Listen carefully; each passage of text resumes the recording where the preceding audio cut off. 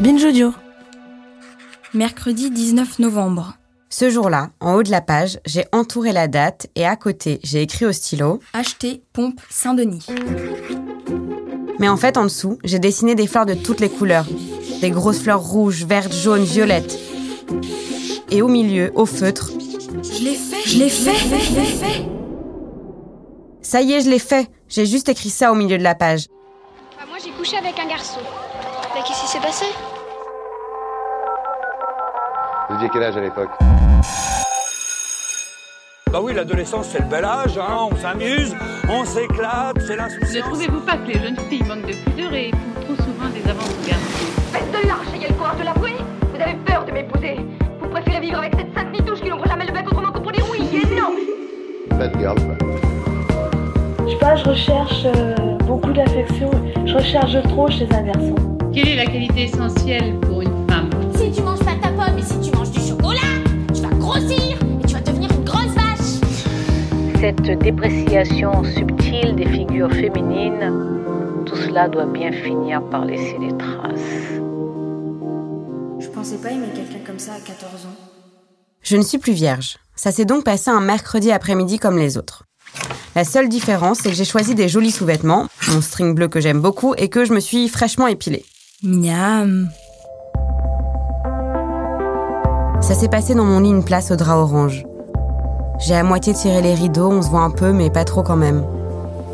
Je me souviens des contours de nos corps dans la pénombre et du bruit des vêtements qu'on fait tomber par terre les uns après les autres un peu maladroitement. Chaque morceau de tissu enlevé rythme cette chorégraphie anticipée depuis longtemps, mais finalement mal préparée. Le reste est flou. Ça se passe rapidement. Je ne me souviens pas de nos gestes, de nos étreintes, si elles ont été tendres ou passionnées. Au début, j'ai un peu mal, et puis ensuite, je ne ressens pas grand-chose, à part la fierté d'y être arrivée. Pas de plaisir en tout cas, et évidemment, encore moins un orgasme. Après, j'ai légèrement saigné, ce qui m'étonne sur le coup, puisqu'on m'avait répété que puisque j'avais fait de la danse classique, mon hymen sacré avait probablement déjà disparu. Ça y est, je suis une femme. Une vraie. Je l'ai fait. Avec mon amoureux, celui que j'aime à la folie. Ça fait 6 mois qu'on est ensemble, je prends la pilule, on a mis un préservatif. J'ai coché toutes les cases, c'est parfait. À partir de ce jour-là, et jusqu'à environ la 10e fois, j'ai compté chaque nouvelle étreinte comme une preuve éclatante de ma nouvelle identité. Jeudi 20 novembre. RAS. Jour de merde. Je suis vraiment super amoureuse.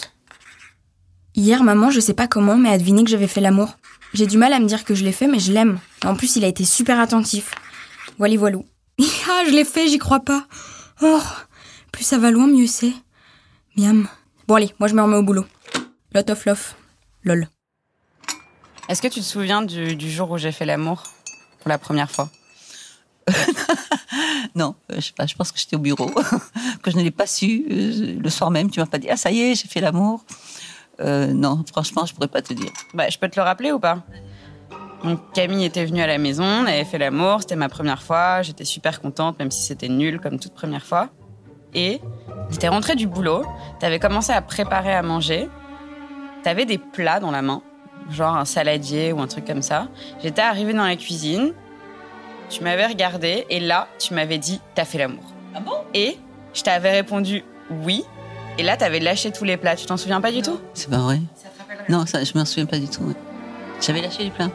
Ouais. Oh, bah oui, c'est effectivement bizarre puisque on a beaucoup parlé on a parlé des précautions à prendre, on a parlé du fait que j'ai bien compris que tu avais envie de faire l'amour, oui, sans trop attendre. Hein. Oh, je me souviens absolument pas de ça. En fait, ce qui te concerne là, c'est-à-dire avoir fait l'amour pour la première fois, a pas eu le même impact sur moi quand même. C'est pour ça que j'ai un peu occulté.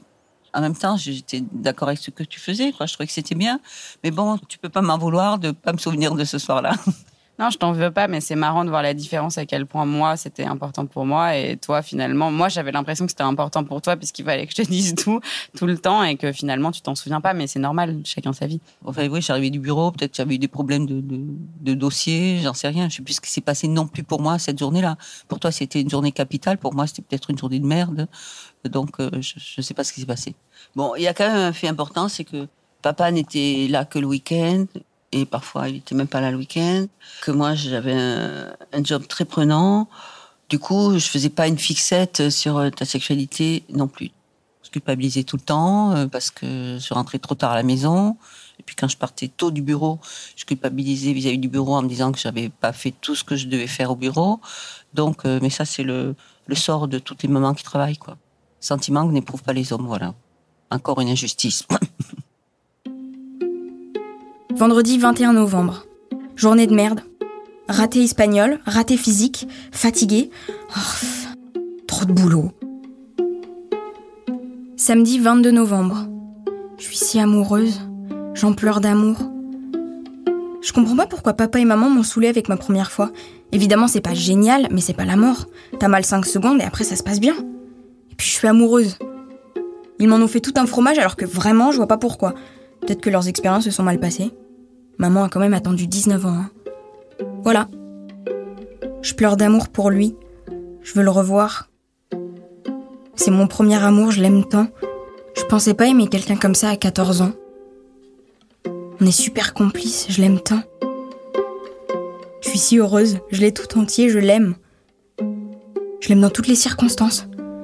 C'est mon amour de fou. Dimanche 23 novembre. J-27 avant les vacances. 8h17, réveil. 10h55, Paul et Mélanie arrivent. 13h09, je suis trop amoureuse. Je l'aime. 17h46, boss. Je l'aime. Je suis tellement amoureuse. Lundi 24 novembre. Chèque kiné. Je suis malade, crise de fatigue. Je vais prendre un bon bain.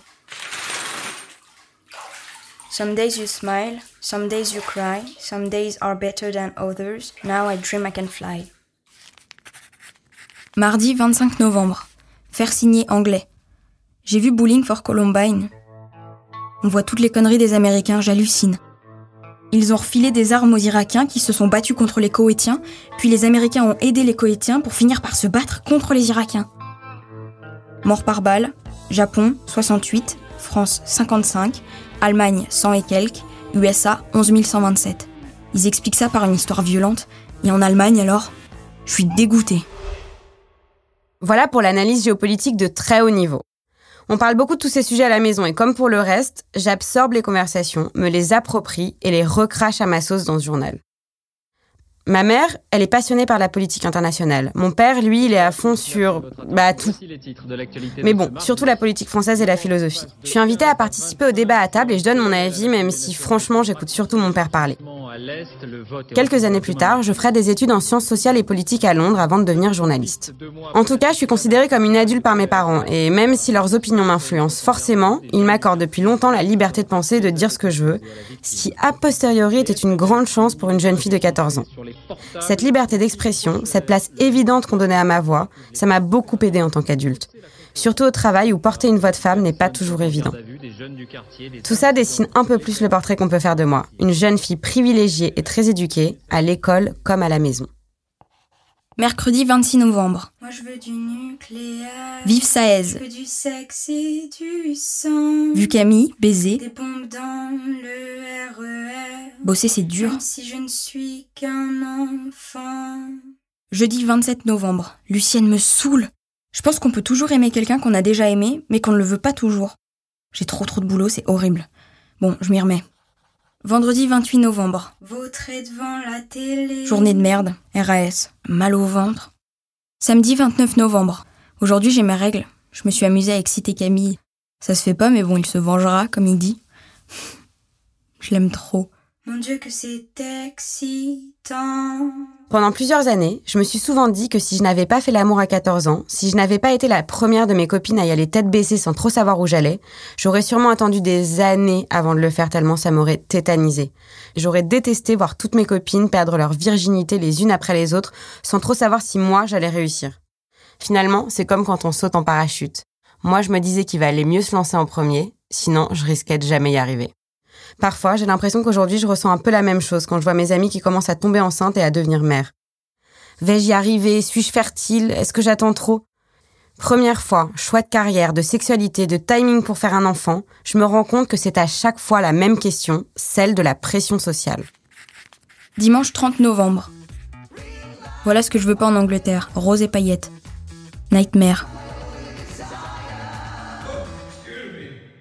Mes parents, comme l'année précédente, ont prévu de me payer l'été suivant. 15 jours de séjour linguistique pour parfaire mon anglais. Envie de baiser, bosse misérablement. P&M veulent m'envoyer en Angleterre. Soit je suis avec des filles de mon âge et starlettes, soit des 15-16 ans mais métalleuses. J'opte bien sûr pour les métalleuses, mais bon, après je dois me bourrer la gueule et ça plaît pas à P&M. Et puis ces cons, ils connaissent pas Saez et Trio. Bref, ça va être joyeux. Et si c'est la haine entre nous? Oh non, 2 semaines sur 2 mois gâchés. Dominus, domine, dominum. Bon allez, je me remets au boulot. Domini, domino, domino. Rosa, rosa, rosam. Rosae, rosae, rosa. Rosae, rosae, rosas. Rosarum, rosis, rosis. C'est la fin du mois de novembre, le mois le plus fou de ma vie d'adolescente. J'ai perdu ma virginité. Et je suis sûre qu'à partir de maintenant, mon existence va changer. Je fais partie de quelque chose de plus grand que moi, une sorte de club de femmes. Celles qui l'ont fait. Un nouveau monde s'offre à moi, un monde de plaisir, de bonheur, mais aussi de déception et d'humiliation, dans lequel je fonce tête baissée.